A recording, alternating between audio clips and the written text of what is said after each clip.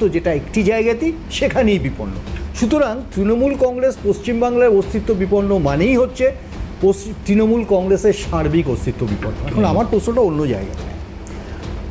তুমি যে প্রসঙ্গটা এই মুহূর্তে তুললে, সূত্রের খবর সর্বভারতীয় সহসভাপতি হতে পারেন, কংগ্রেসের সাথে মার্চ করে যেতে পারেন, এই যদি সূত্রের খবর হয়ে থাকে, অসত্য নাও হতে পারে, খুব স্বাভাবিকভাবে বলি, ঘটনাচক্রে এটা প্রমাণ হচ্ছে যে এমন একটি পদ, যে পদটি কংগ্রেস কনস্টিটিউশনে কিন্তু স্বীকৃত নয়।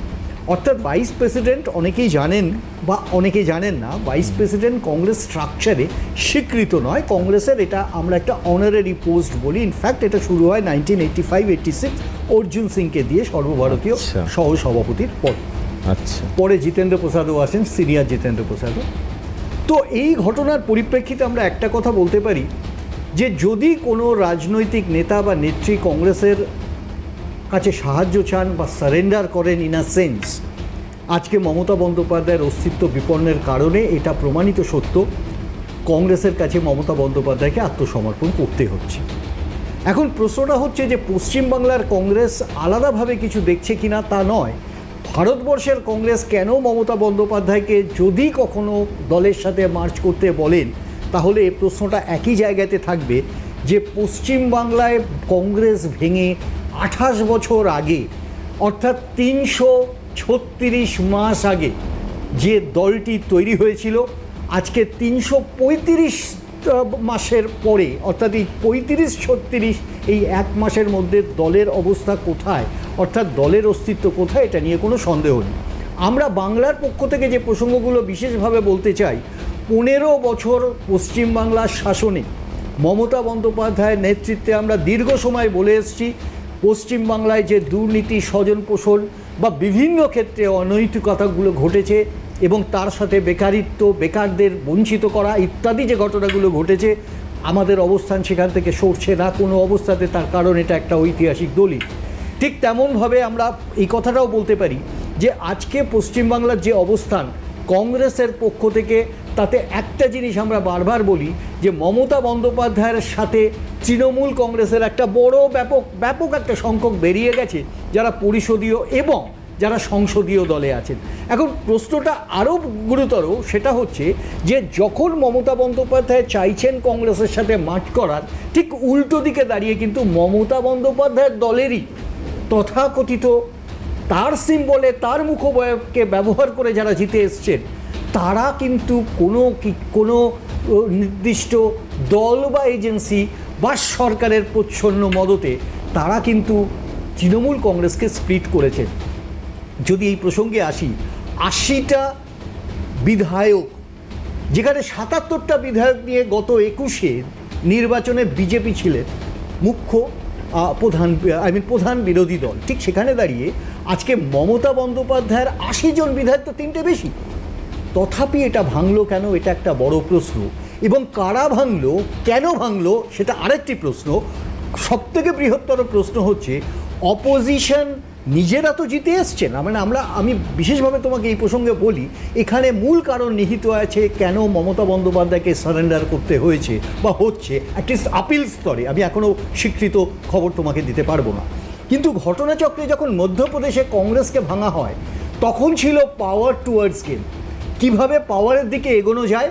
তখন ক্ষমতায় ছিলেন না এই বিজেপি বা তার দোসররা। ঠিক তেমনভাবে উদ্ধব ঠাকরের শিবসেনাকে ভাঙা হয় ঠিক একই কারণে। কিন্তু মজার ব্যাপারটা হচ্ছে এখানে 208টি সিট যারা ম্যাসিভ ম্যান্ডেট নিয়ে এসছেন, তাদের অপোজিশন স্পেস অকুপাই করবার দরকার ছিল না, কিন্তু সেটা হয়েছে। আর সেটা আরও প্রাঞ্জলভাবে প্রমাণ হয়েছে যখন সংসদীয় দল ভেঙে বলা হলো আমরা কিন্তু এনডিএর স্নেহে বা এনডিএর লালন পালনে থাকতে চাই। ওদের থেকে বলা হলো মোদিজির নির্দেশ মেনে চলতে হবে। প্রশ্নটা এখানে কিচ্ছু বলার নেই, কারোরও কিছু বলার নেই, তার কারণ এনডিএতে যেতে পারে। কিন্তু বোঝা গেল যে তৃণমূল কংগ্রেসের আদপে যে চোরাবালির মধ্যে লুকিয়ে থাকাই এতজন সদস্য, যারা এতদিন পর্যন্ত সারা বাংলাতে একটা মাইটিনেস প্রমাণ করবার চেষ্টা করেছেন, তারা কতটা ব্যাকবোনলেস, শিরদাঁড়াহীন, সেটা প্রমাণ হয়ে গেছে। সেখানে দাঁড়িয়ে মমতা বন্দ্যোপাধ্যায়কে আজকে সারেন্ডার করতে হয়েছে। পুরো নাম্বার তার কাছে নেই। কংগ্রেস তার স্বকীয় ভূমিকাতে খুব স্বাভাবিক অর্থে সেইভাবে অ্যাকোমোডেট বহু মানুষকেই এর আগে করেছেন, এখন হয়তো করবেন আমি জানি না। কিন্তু একটা কথা বারবার আমি বলে দিতে পারি, এই দুর্দিনে যারা কংগ্রেসের সাথে থেকে কংগ্রেস প্রান্তিকভাবে কংগ্রেসকে সমর্থন করেছেন, কংগ্রেস কর্মী হিসেবে কাজ করেছেন, তৃণমূলের দ্বারা কংগ্রেসের বিভিন্ন কর্মীর দ্বারা আক্রান্ত হয়েছেন, শোষিত হয়েছেন, তাদের সেন্টিমেন্ট প্রদেশ কংগ্রেস, তাদের সিনিয়র নেতারা বিভিন্নভাবে কনসাল্টেড হয়েছেন কেন্দ্রীয় আমাদের নেতৃত্বের সাথে, এবং একটা রেজলিউশন আছেই, বারবার বলতে পারি, কংগ্রেস তার নিজের কর্মী, তার নিজের শক্তি নিয়ে কে দলে এলো দ্যাট ইজ সেকেন্ডারি, তাদের প্রায়োরিটির বাইরে নেই। 15 বছরের দুঃশাসন সেই প্রসঙ্গ থাকবে। সারদা নারদা নিয়ে আমরা কথা বলেছি, সারদা নারদার কেস আমরা করেছি, আমরা তার উত্তর পাইনি। দীর্ঘকালীন বিজেপি সরকার কেন্দ্রে থাকা সত্ত্বেও আজকে বোঝা যাচ্ছে স্প্লিট হয়ে কে কার দিকে আছে। এরকম একটি জায়গাতে কিন্তু আমি বারবার বলছি, এই ওনাস কিন্তু নিতে হবে যারা এই দুর্ঘটনাগুলো ঘটিয়েছিলেন, এই দুঃসহ সরকার চালিয়েছিলেন, তাদের কিন্তু এই ওনাস নিতে হবে এবং বাস্তব ক্ষেত্রে এই ওনাসটা নিতে হবেই। একদম। আমি জানি না যে এটা অ্যাপিল স্তরে আছে বা কোন স্তরে আছে, যেটা চন্দনদা বললেন যে আমাকে অ্যাসিওর করা সম্ভব নয়, বাস্তবিকই তাই।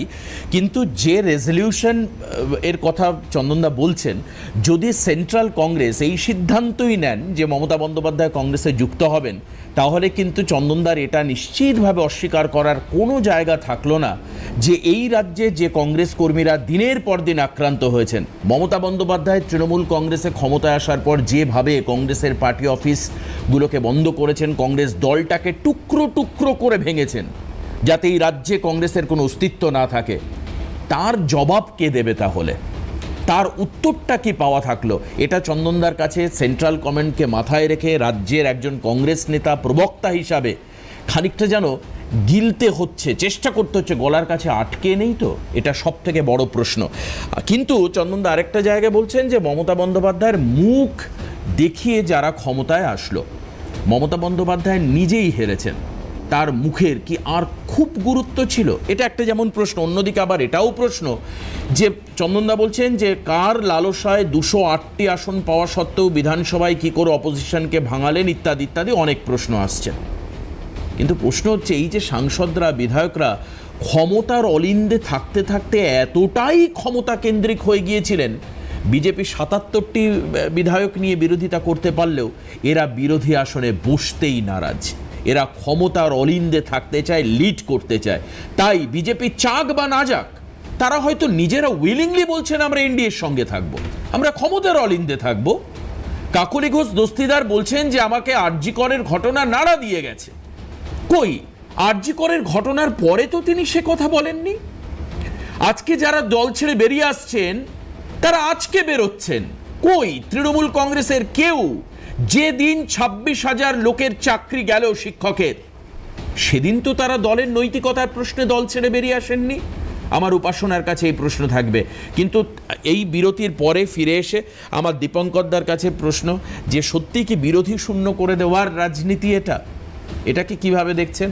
পাশাপাশি আপনাদেরকে জানিয়ে রাখি যে অভিষেক বন্দ্যোপাধ্যায় এয়ারপোর্টে নামলেই অ্যারেস্ট হতে পারেন। যেভাবে চারিদিকে অ্যারেস্ট হওয়া আর ডিমবৃষ্টি হচ্ছে, এর মধ্যে কিন্তু কেউ যে সেফ করিডোরে রয়েছেন এরকমটা নয়। আচ্ছা, এটাও তো প্রশ্ন হতে পারে যে ডিমবৃষ্টি আর সেফ জোনে, মানে এই যে সেফ জোনে থাকবার জন্যই এরা এনডিএ মুখী হওয়ার চেষ্টা করছেন বা বিজেপি মুখী হওয়ার চেষ্টা করছেন, কনস্ট্রাকটিভ অপোজিশনের কথা বলছেন ঋতব্রতরা। সত্যি কি তাই? আসুন দীপঙ্করদার থেকে জানবো। আবার এই মুখগুলোই বিজেপিতে দেখা যাবে না তো পরবর্তী কোনো সময়? সব কিছু মিলে গুলে একাকার হয়ে যাবে না তো? আসুন একটা বিরতির পর ফিরে আসছি আলোচনায়, সঙ্গে থাকবেন।